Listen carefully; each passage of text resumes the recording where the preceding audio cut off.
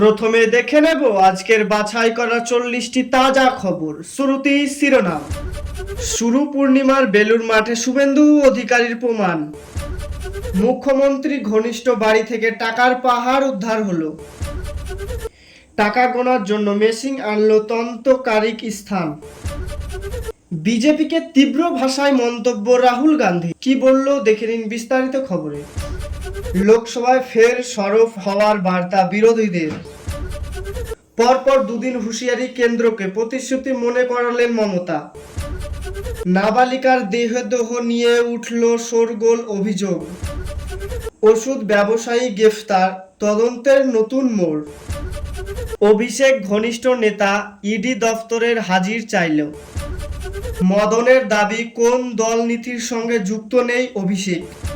তথ্য কমিশনের সংসদ হয়েছে লাল সংসদ। প্রশ্নপত্র ফাঁসের মামলায় চার্জশিট পেশ 23 জনের গ্রেফতার। জঙ্গিপুর বিস্ফোরক পর প্রকাশিত পদক্ষেপ। ঝটকা, মাংসের দোকান খুলে আর্থিক অনুদায়ী ঘোষণা।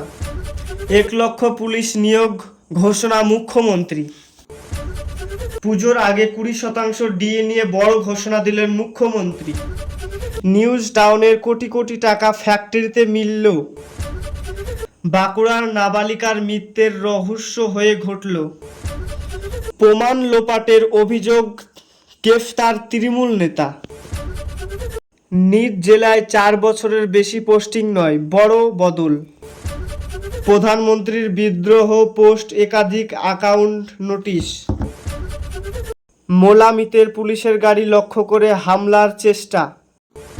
দিলীপের অভিযোগ, পুলিশদের বদলি করে সামাজিক বিদ্রোহের আলোচনা। লাখ লাখ টাকা চুরি করতে গিয়ে পুলিশের জালে আসামি। নিম্নচাপ দুর্বল, উত্তরবঙ্গে বৃষ্টির সম্ভাবনা রয়েছে।